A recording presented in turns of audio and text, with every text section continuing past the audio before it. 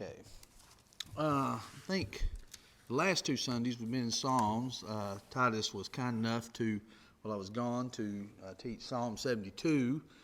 We did Psalm 73 last Wednesday on live stream. I assume that went through. I think it did.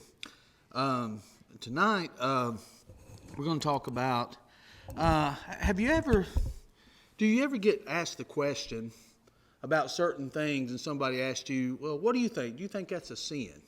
You ever had anybody ask you something like that? They'll talk about something, a certain subject, a certain activity, or something in particular, and they'll say, well, what do you think? Do you think that's a sin? And I always thought that, in some ways, that's an odd question. Because why would we ask somebody else if it's a sin or not?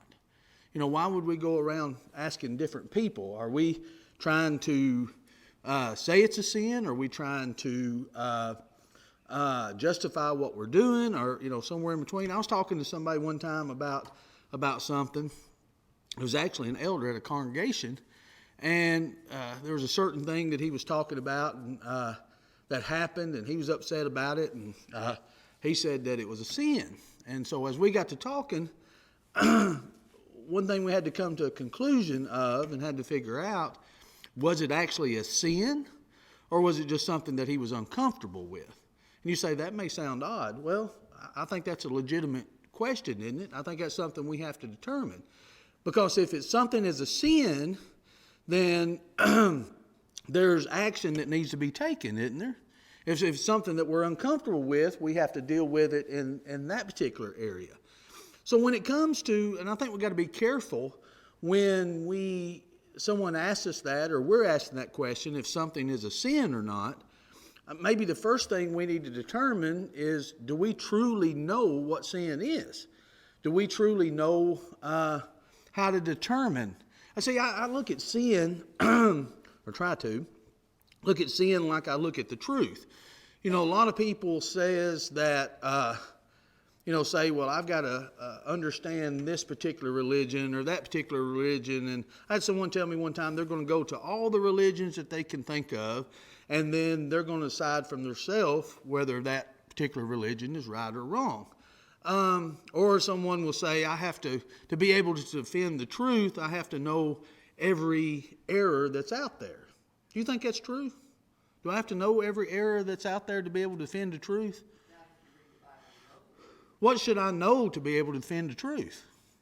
I should know the truth. And if I knew the truth, then it doesn't matter what the error is. Now, there's nothing wrong with studying there. I like studying a lot of different things. But first and foremost, I think I need to study the truth and know the truth. Then I'll be able to determine what's not the truth, no matter what it is. And I think sin's the same way. If we can determine sin itself, then we can determine whatever falls in that category of sin, can't we?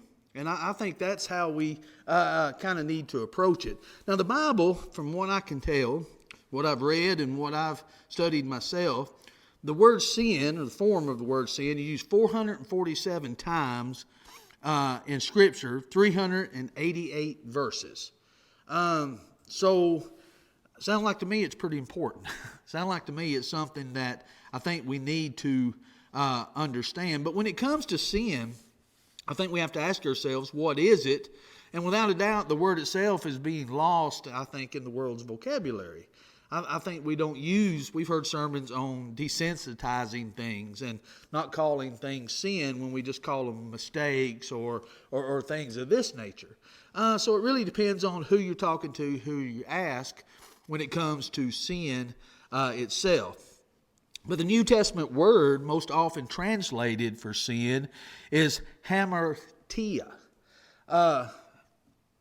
This Greek word, this particular word that's used, the definition is to miss the mark. So when you see the word sin, it's talking about missing the mark. But how it describes missing the mark in most definitions is like shooting an arrow to a bullseye, but you missed the bullseye. And actually, one lexicon actually says missing the bullseye by just a little bit. You're still on the target, but you didn't hit the bullseye. You actually missed the mark. And that's actually a pretty good definition of missing the mark. But here's the problem. When we just view sin as missing the mark like an arrow, I think there can become problems with that. And the problem with that is, well, we've just missed it just a little bit, but it's still on target. I read one gentleman defined it as what we should be saying is it's like jumping from one building to the next and missing. Do you think the consequences are different than missing the mark by just a little bit? If I miss that by an inch, it's devastating, isn't it? Someone once said one of the worst things could happen is to jump a chasm in 2 bounces. You can't do it. You know, if you don't make it in one, you don't make it at all. And that's missing the mark, isn't it? Missing the mark there is you miss it, it's devastating. I think that's why the Bible tells us in Romans chapter 3, verse 23, we all sin and fall short of the glory of God. So when we look at sin as falling short in that frame, we have to understand how devastating it is. We have to understand the consequences of it. Just missing the mark doesn't mean we're just missing by a little bit, but we're close and that's okay. And that's how you start justifying sin. That's how you start justifying different things, is saying, well, I just miss it by just a little bit. Again, we have to determine it's either sin or it's not sin. It's not just about missing just a little bit and trying to justify something and things like this. So when we look at it as the Bible tells us as far as missing the mark and falling short, I think we need to take it a little farther than just an arrow missing the bullseye but still hitting on the target. I think we need to look at it as we've missed it and now we're falling. We're falling into abyss, and something has to happen to save us from that, right? Something has to happen. We can't do it on ourselves now. We have done something. We have missed the mark. We have fallen short. We didn't hit where we were aiming. And the consequences are pretty devastating. So when we think about sin, before we can say this is a sin or that's a sin, I think we really have to have an understanding of what sin is and how we even have sin to begin with. In 1 John chapter 3 and verse 4, says, whoever commits sin also commits lawlessness, and sin is lawlessness. The King James Version actually says, whoever commits sin transgresses also the law, for sin is transgression of the law. So sin is lawlessness and transgression of the law, so that would tell us a couple of things there. For us to commit lawlessness, there has to be what? There has to be a law. For us to transgress the law, there has to be what? Has to be law. So if we look at it as sin is missing the mark, sin is falling short of something, sin is lawlessness, and lawlessness is acting as if there's not any law at all. That's something total contrary to what the law is. Transgression of the law, that's what that is. That's, okay, here you have the law, transgression of the law. I'm doing something contrary to what the law says to do. So I think we have to understand that from the very beginning. For me to commit sin, to miss the mark, to commit lawlessness, to transgress the law, I have to understand that there's a law to transgress. We're just not aimlessly, kind of walking around and trying to figure out all of this ourselves. There has to be a lawgiver, and that lawgiver is God. So we are, and that's the only way we're going to get into this, but that's the only way that we even know sin is a sin. That's how we know something's a sin. We have to know the law of God, of what He set forth, and that we're transgressing that. So, and there is a good thing about this when we truly think about it, but we'll get into this. In John, 1 John chapter 5 and verse 17, it says, all unrighteousness is sin, and there is sin not leading to death. Now, there's a lot of ways in which I thought, and I kept getting ahead of myself and going down a lot of rabbit trails. We can talk about the different kinds of sin. We can talk about degrees of punishment when it comes to sin. And we can get into all of these things, and I think they're good things to study, but I think we need to keep before we can even say any of that, we have to understand exactly what sin is, and we can understand the consequences of those sin. So that's what I want us to to be able to address tonight. So as we look at this, we've got to understand that there is a law, there's a lawgiver, there's a law, and sin is transgression of that law. Sin is living like there is no law, and we have to understand what that truly means in order to do that. But we have to understand too, we have to understand that when it comes to all unrighteousness, where does that begin? So if I'm transgressing the law, where does that transgression begin? And I think Jesus addressed this. If you look in Matthew chapter 5, he says, "You have heard it said, it was said to those of old, you shall not commit adultery. But I say to you that whoever looks at a woman to lust for her has already committed adultery with her in his heart." James says it this way, James chapter 1, beginning at verse 14. "But each one is tempted when he is..." well, that's a lot better, have my glasses on. "Each one is tempted when he is drawn away by his own desire and enticed. Then when desire has conceived, it gives birth to sin. And sin, when it is full grown, brings forth death." So at some point, we have to decide of this transgression of the law. And where does that decision begin? Jesus said it begins here, doesn't it? It begins inside of us. And it progresses from that. And he said, okay, you said if someone commits adultery, that's a sin. He said, I'm saying if you look on a woman and lust after her, you committed it already in your heart. So he's saying it begins here. James says that's where that begins. That desire starts here. And then when that desire grows enough and becomes an action, it becomes sin. And sin, when it's full grown, brings forth death. And here's the thing. Here's where it comes to the difference in sins. You know, we have to understand there's different ways in which I take care of that sin. If I have unrighteousness here, I take care of it here, right? It's just between me and God. But if it goes from here to action, then there's other ways in which I take care of that. And that's how this progresses to try to understand this transgression of the law. Now, there's a lot of different views when it comes to sin. But here's, I think, a logical question. Why is sin sinful? Have you ever thought about that? You know, what makes something a sin? What makes it sinful? Now, you can look at and ask a lot of different people when something is defined as being wrong or sinful, why is it wrong? Is it wrong because that's what society deemed it was? That this is wrong, so we don't practice that? Did we come to this conclusion ourselves and say, well, I think this is wrong or right? Now, some of these things, something that society says wrong may actually be a sin.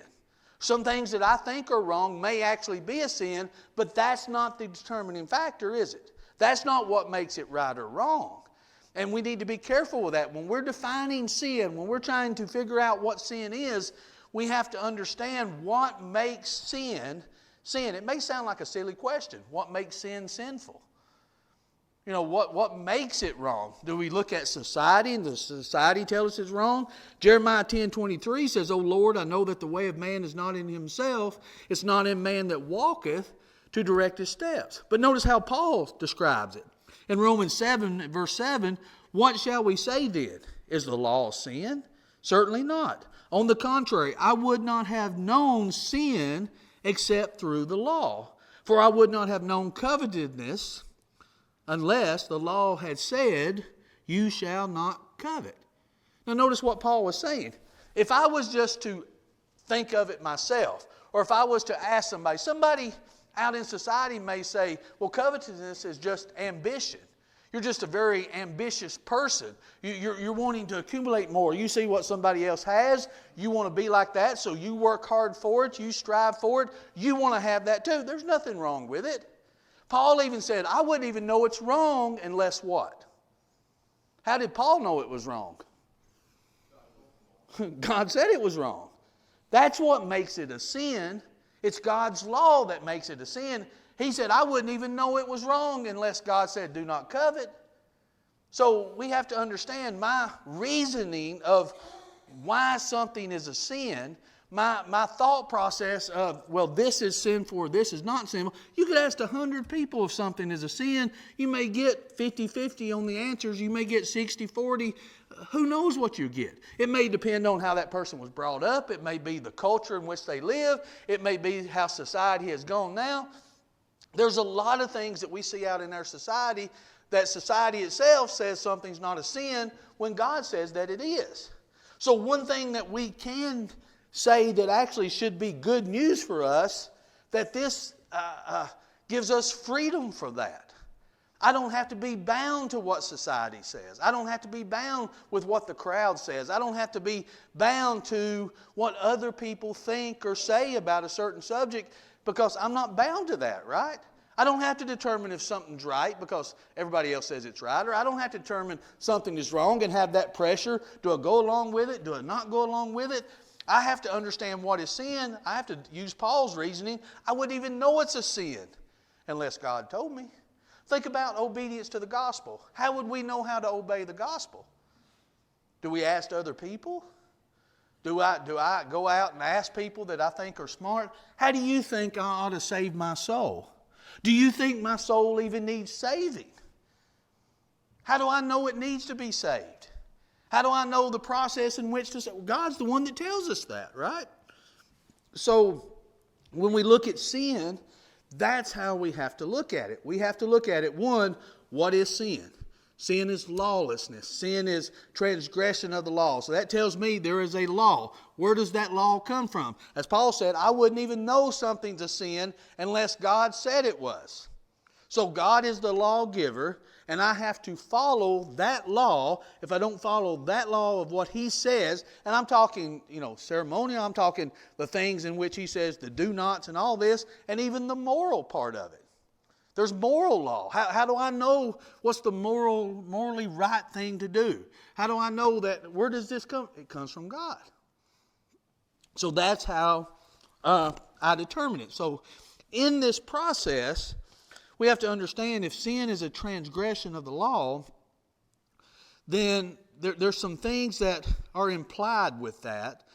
And what I mean by implied is there's some things that I can look at and say, okay, because I understand this, then I can determine these things. And I just wrote down just a few for us to discuss tonight. If God's law defines us, again, I'm not held bondage to, as we were talking about, to society and its assumptions of the day, because it may change. You can turn on the TV at any given time and determine what's right and wrong based on what society says. Well, now we have the freedom from that. We can understand, I don't have to go by that. I don't have to feel the pressures of that. I can look and say, well, that doesn't matter. I don't care if everybody I'm around does it this way. If God said that's a sin, then it's a sin. I don't care if everybody around me thinks it's not. And God says it is, then I know it is. I don't care if everybody thinks it is and God says it isn't, then I don't care what everybody else says. See, sometimes we don't feel like we have the freedom to say that. Sometimes we'll call certain things a sin when God never called it a sin. When God didn't say there was anything wrong with it. But then you get into certain things, as Paul did with eating meat, and Paul said, okay, I know there's nothing to an idol. There's nothing to eat meat of an idol, but this person is just coming out of that, and it could be a stumbling block for them, so I wouldn't do that just so I wouldn't be a stumbling block for them. So there's a lot you can get into. Sin can manifest itself in a lot of different ways. But when it comes to sin, I can determine what a sin is.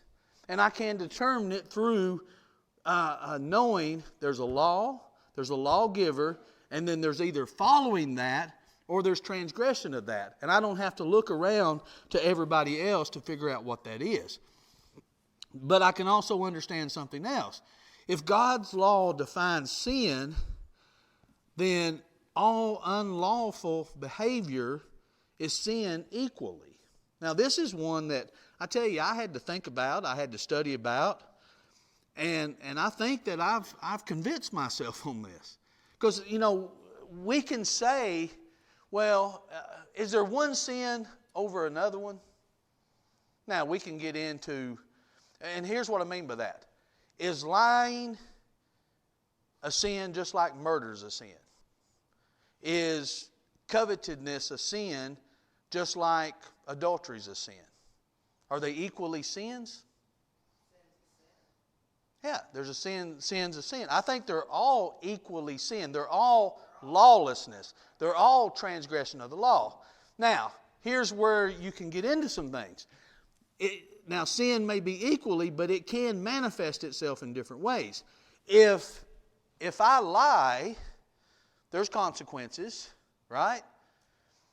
Are they the same consequences if I was to murder somebody?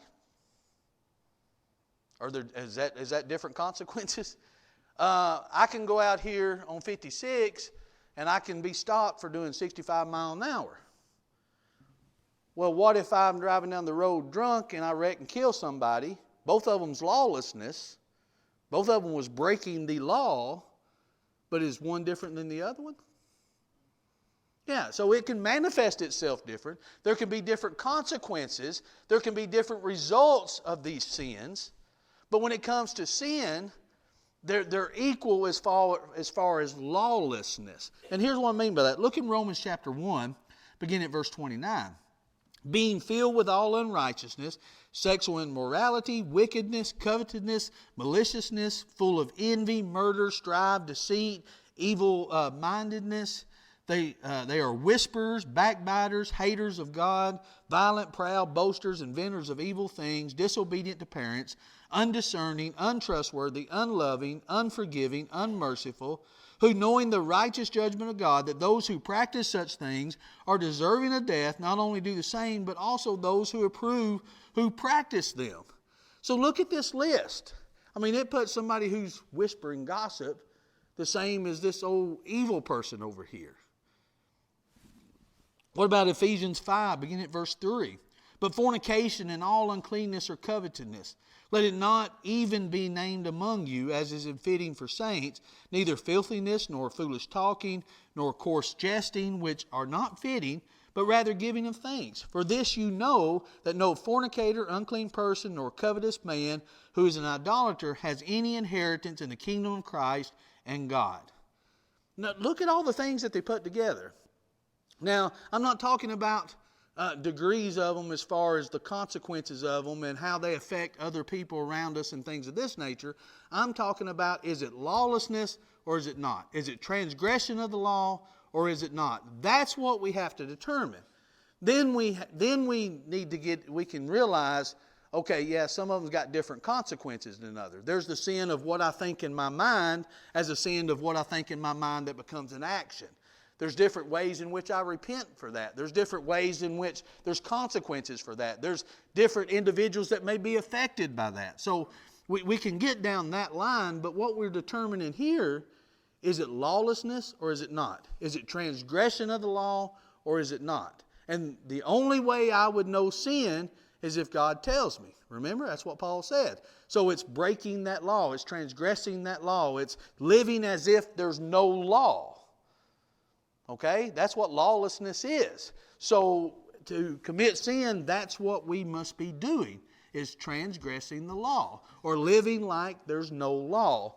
And we have to understand that. Colossians 3, beginning at verse 5. Therefore put to death your members which are on the earth, fornication, uncleanness, passion, evil desires, covetousness, which is idolatry. Because of these things the wrath of God is coming upon the sons of disobedience, in which you yourself once walked when you lived in them. But now you yourself are to put all of these, anger, wrath, malice, blasphemy, filthy language out of your mouth. Do not lie to one another, since you have put off the old man with its deeds. 1 John 2 and verse 16. Did I put that one on there? I wrote that in last minute, so I probably didn't. But it's talking about the lust of the flesh, lust of the eye, and pride of life. All of these things are from the world. When you think about sin and you think about lawlessness, you think about transgression of the law, there's this decision that is made, but we have to understand all sin comes from one or all of these avenues. They manifest themselves in this way. We could spend a whole lesson on Genesis chapter 3 where Eve did this, but Eve made a decision. She knew what God said. She knew what His instructions were. She chose to make herself independent of that. Now you may say, well, she was talked into that, but she still chose to do that, independent of what that law was, and she transgressed that law, and the reasons were for her own benefit. She wanted to be independent of what God said to do and not to do. She liked the way it looked. She wanted to be wise. She wanted to be different. She wanted to be different than what she was, separate from what God said. And I think that's how sin does manifest itself. As James says, it starts in that desire. Then when that desire gives in, it becomes sin. When sin is full grown, it brings forth death. So we have to realize how it manifests, how it grows, how it evolves. And how it evolves is we decide we're going to do something separate. Now there's a lot of reasons in which that happens. Sometimes we could do it ignorantly. Sometimes we do it voluntarily. We do it consciously in doing it. But either way, ever how we get there, the point is it's either lawless or it's not. It's transgression of the law or it's not. We can come up with all the excuses in the world. I always think back, goes back to my mom. You know, if I was ever late, well, it was so-and-so's fault because they didn't get me back to my car in time. Well, no, I chose to get in the car with them. I took it out of my control. And whatever happened after that was still my responsibility. So we can come up with a lot of excuses. We can come up with a lot of things of why it happened, but it still doesn't change the fact that it happened, does it? It's either lawlessness or it's not. It's transgression of the law or it's not. Now notice also, with all of this understanding, here's something else that I think is a given. We understand that there's a law. Sin is transgression of that law. So there has to be a lawgiver. So what should be our next rationale when it comes to that? If I don't want to sin, if I don't want to break the law, what do I need to know? The law, right? You know, I need to know. You ever got pulled over and you say, well, I didn't know it was 55 through here. I didn't know it was this speed limit. What do you think they're going to say? What's that? Y'all know. And most time I look up and there's a sign there. Not that I've ever been stopped for speed. But I might look up and there'd be a sign there that says 55 mile an hour. You know. And believe me, throwing a Bible up on the dash doesn't help at all either. So you just have to take what you can get sometimes. But what are they going to say? That's still the law. The law is this. You transgress the law. Here is the consequence for that. So we ought to know the law. So if sin is defined by God's law, I think knowledge of God's word is essential for our lives. In Psalms 119, beginning at verse 10, it says, with my whole heart I have sought you. Oh, let me not wander from your commandments. Your word I have hidden in my heart that I might not sin against you. Now this is something that we have to understand too. Knowing God's law, notice what the psalmist says, that I might not sin against who? Against God. Why? He's the lawgiver. So when we sin against God. Then that takes us to something else, another part of sin that I think sometimes we don't think of. We don't think of the offense of the sin. If someone is getting took to court, okay, they're a criminal, they broke the law. When they get cut to court, do they say the law versus Jimmy Strong? Is that how they say it? What is it usually? The people versus Jimmy Strong. See, it's not just breaking the law. It's not just that we broke the law. It's that there's an offense to that. It's the people that versus. So when we sin, it's not just that we broke the law. It's not that we just transgressed the law. There's an offense that is tied to that. And I think sometimes we take that part out of it. We just look at it as just a lawbreaker, simple missing the mark. Well, there's an offense that's there. Remember what Paul said in Acts 25, beginning at verse 8? He says, while he answered for himself, neither against the law of the Jews, nor against the temple, nor against Caesar have I offended in anything at all. See, Paul understood it was possible to sin against the law, sin against the temple, but he also realized it's possible to sin against or offend a person. So the sin goes much more than just committing the sin. It's committing an offense. And that offense is what has to be addressed. Sin is offensive against another. Again, I think we understand that in the court system, but I think if we understand it biblically, we can look at it as that we sin against God. He's the lawgiver, so it's not just His law that we're sinning against. We're sinning against the one who gave the law.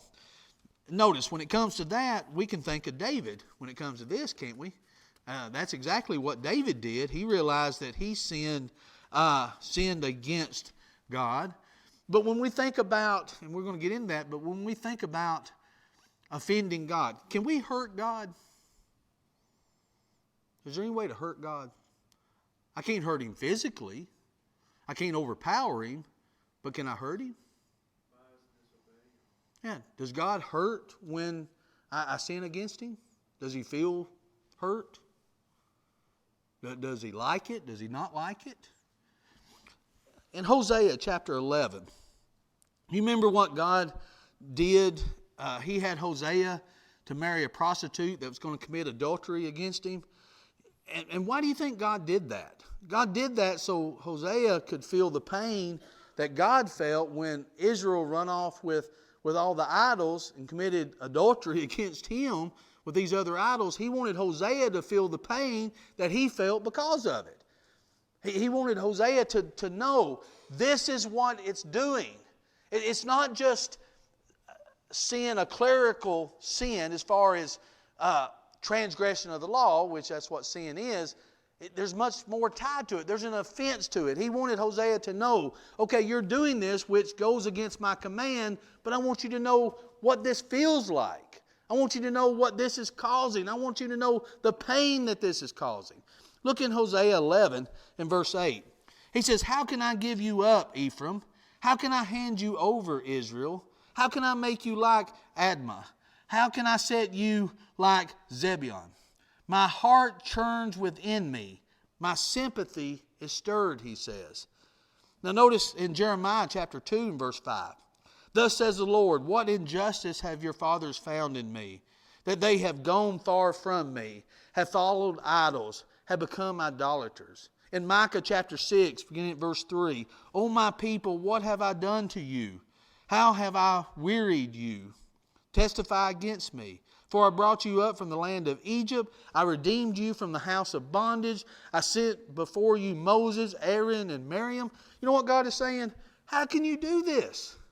I brought you out of Egypt. You didn't see all the things that I did. You didn't see the people that I brought to deliver you. All that I've done, and look at what you've done. It's like a husband pleading with his bride. All that I've done, all that we have in our marriage, all that our marriage means, the covenant that we made with each other, and you do this, that's the pain that's associated with it. That's what God is talking about. That's what He was showing Hosea. The offense of the sin. It's not just the sin itself, it's the offense of the sin and what that can cause. And who better to know that than David? Well, notice Psalms 81. Did I put Psalms 81 there? Well, let's go to 51 because I added 81 and I don't think we're going to have time for it.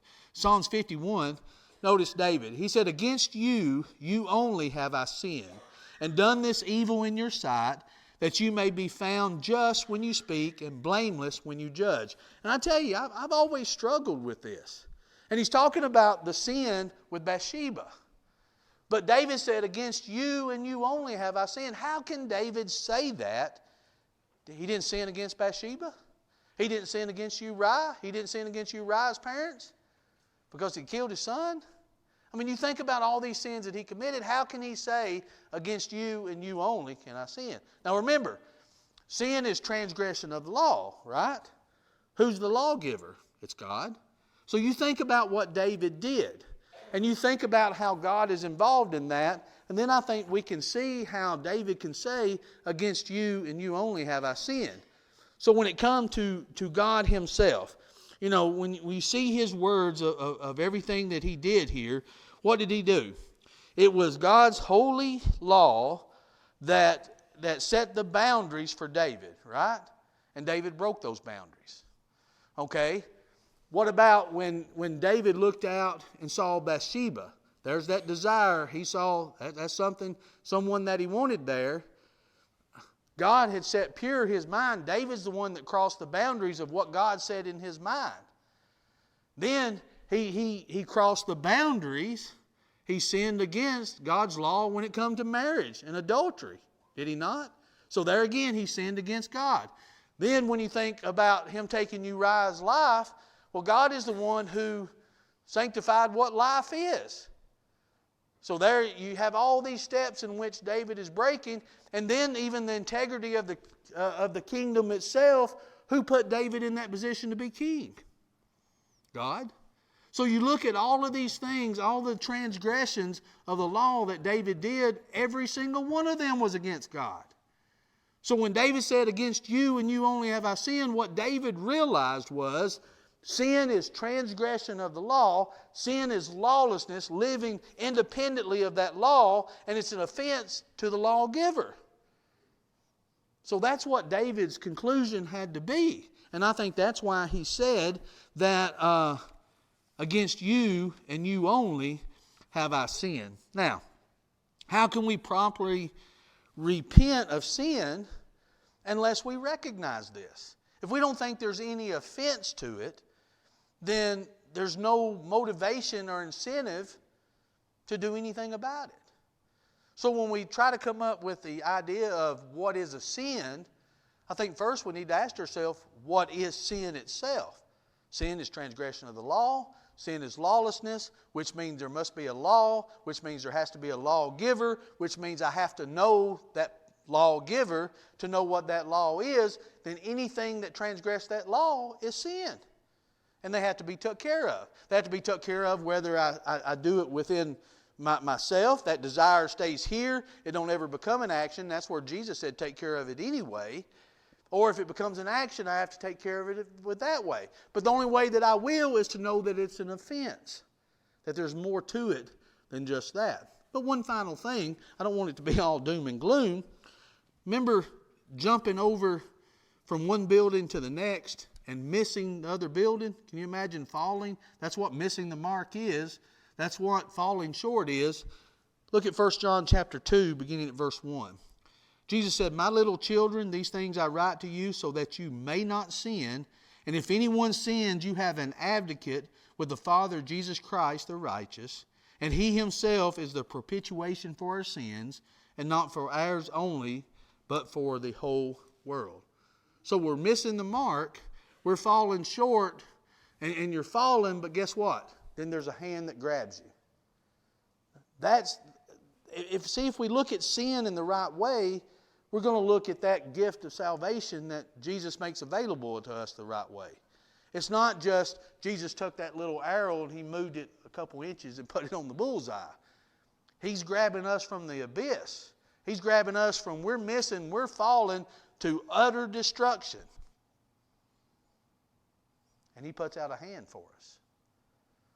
So see, we can go in and we can study and we can think about, well, is this a sin or not, or is this sin or not? I think we do that because maybe we truly don't know what sin is.